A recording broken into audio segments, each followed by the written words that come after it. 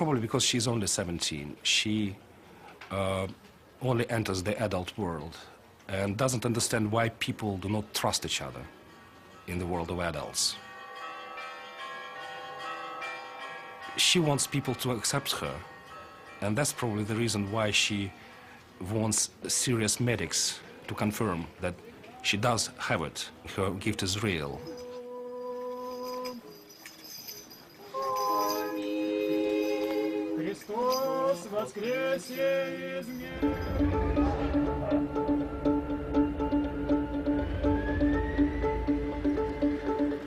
It's a 12-hour train ride to Moscow, followed by an 11-hour flight before Natasha will arrive in New York to begin her ordeal.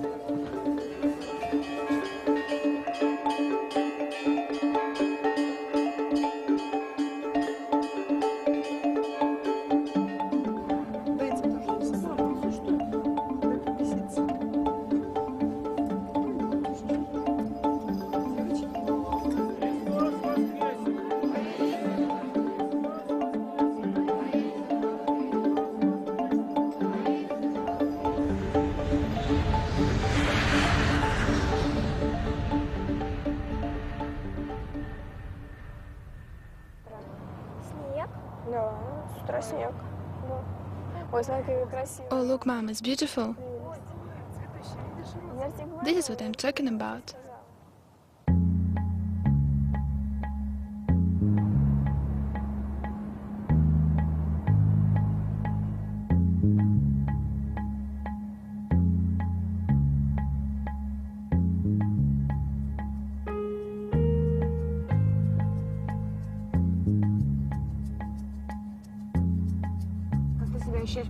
How do you feel about the tests you've got to do in the next few days? To be honest, I'm not thinking about it. I've put it at the back of my mind. Now I'm full of emotions. I will try. I hope everything will be okay. At least I do want to do my best. Look how beautiful. Fantastic.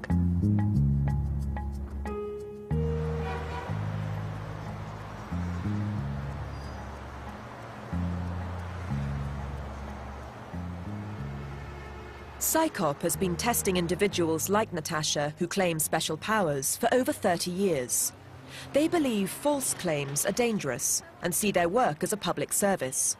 Their opponents say Psychop's fellows are not objective, but have a hard bias against the psychic. To Natasha's credit, she has engaged with the skeptics. She hasn't gone for the soft option of going to the believers. She's come along to the scientists, to the critics, and say, okay, you design the test, I'll take part in that test, we'll see what happens. Experimental psychologists Richard Wiseman and Ray Hyman have set up 2 sessions for Natasha during her stay. This first one allows her to work on her own terms, using her usual methods. The scientists will observe her success rate. To me, the big questions are what's going through her head and what's going through the head of her clients. Does she really see something, or does she believe she sees something? Is she confused? It's fascinating. Natasha is to see 6 patients who've told the scientists their conditions. How closely will Natasha match these? The first patient is a fellow Russian. So from the start, I apologize that I don't know medical terminology yet. Natasha quickly focuses on the patient's heart. Secondly, if you look at the heart as a muscular organ, there are certain disturbances. Arrhythmia, which means disturbance of the heartbeat cycle.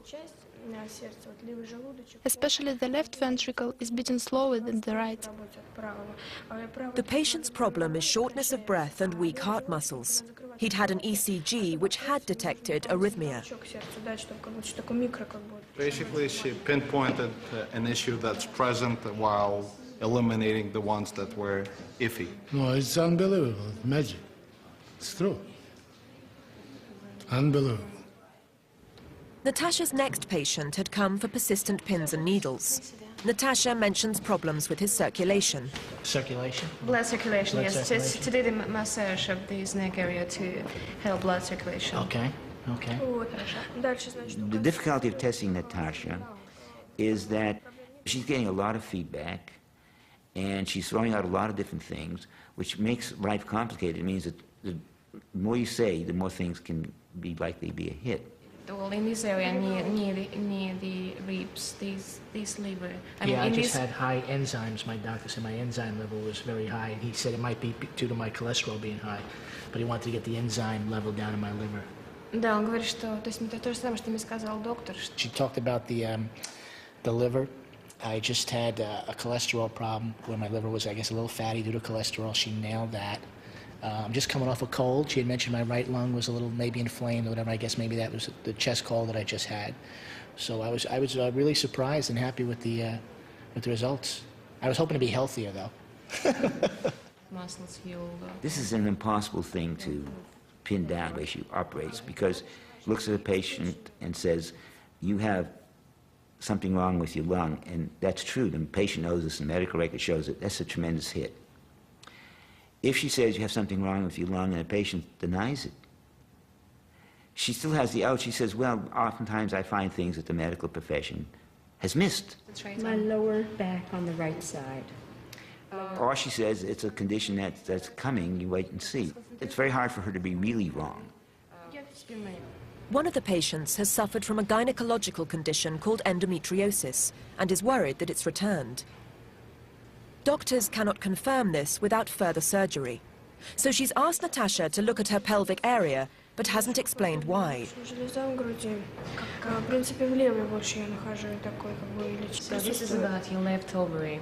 I can see this, something, either a cyst or something with a liquid inside. Though they can also be benign, ovarian cysts are one symptom of endometriosis. One thing that bothered me about Natasha was that she was telling them about things they had wrong that they didn't realize they had wrong with themselves. Well, just try to sort it out as soon as possible. That's frightening, you know, you're putting some stress on people and you get them to worry about things, and worry itself can begin creating problems. She seemed to find things that I just was not aware of. And I just had a CAT scan on my liver, and not the same as what she said. So I'm a little, doubtful. Let me put it that way. Yeah. She's as sweet as could be, though. She's adorable. Amazing and disconcerting. Yeah. I came because I have very frequent migraines almost every day, and she picked up on that right away. She was right on. I thought it was amazing. The size is all right. How much of what she mentioned do you think was accurate, was on target? Well, she said that she didn't actually mention the word migraine, but she said that I have a problem, a vascular problem, and that I tend to get headaches in the front of my head and my forehead. Also, she talked about the thyroid, and my doctor tested the thyroid back in December because he thought there might be a problem. And the test came up negative, but she said that it was impaired, that the function was impaired somehow. Okay. So I think I'll ask my doctor about it again. 5 out of 6 of these health-conscious New Yorkers are impressed by Natasha's diagnoses. This seems a clear success. But the skeptics have another explanation. What's interesting is before we asked them to have the reading, I asked them to tell me what the problem was, and people described different ailments. During the reading, Natasha only mentioned the right ailment to one of those people. So the others were sitting there. Natasha didn't mention what was wrong with them, but still most of them were very impressed. I suspect that what's going on is psychological and has a psychological explanation.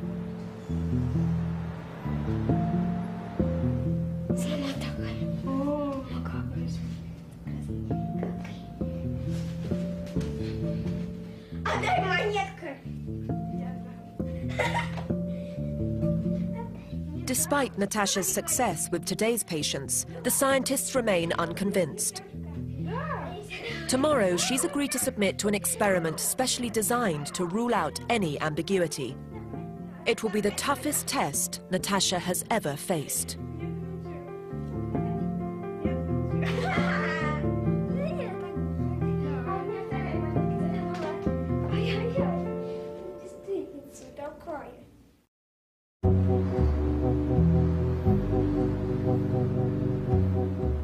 It's the day of the experiment set up to see whether Natasha can demonstrate her claims of X-ray vision under test conditions.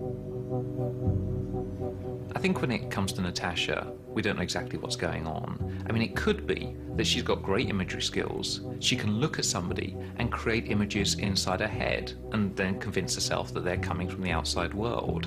The other possibility is that she's simply lying to us. She's simply pretending that, yes, indeed, she can look inside somebody else's body. And the third possibility is that she's actually psychic, that she really is doing what she claims to be able to do. I think at the moment, we don't know which of those is actually the case. A big part of the test is ruling out the possibility of fraud. And so you have to say to the claimant, look, you know, it's not that I think that you will cheat, it's just we have to rule out that possibility, and some people can find that very offensive. Having now seen Natasha at work, the skeptical scientists suspect that she gets her information not from an X-ray type vision, but from what patients say and how they react to her. So today, the scientists will not allow Natasha to interact with the subjects at all. The way a patient moves could reveal what is wrong with them, so today Natasha will only be allowed to see the subjects when still. The scientists also claim that even if a subject is trying to remain impassive, they are likely to reveal their thoughts by unconscious signals. So today, the subjects will be blinded by glasses that stop them being aware of when Natasha is looking directly at them. Most importantly, they suspect that Natasha throws out lots of suggestions to maximize her chances of a hit. This time, she will be allowed to diagnose only one condition per patient. Are they okay? The test is designed to eliminate lots of the problems which may lead us to think that Natasha is psychic when that's not the case. It involves 7 people, each of which have a different medical problem, and 7 diagnoses. And all she has to do is match one of the diagnoses to one of the people. And then we know from the mathematics of the situation how well she's performed.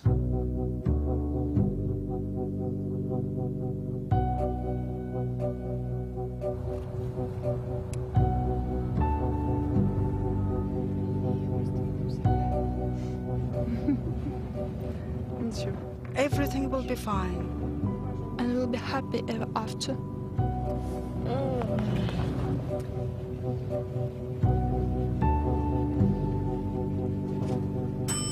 The testers want as few people as possible in the test room to minimize the possibility of cheating or controls being breached.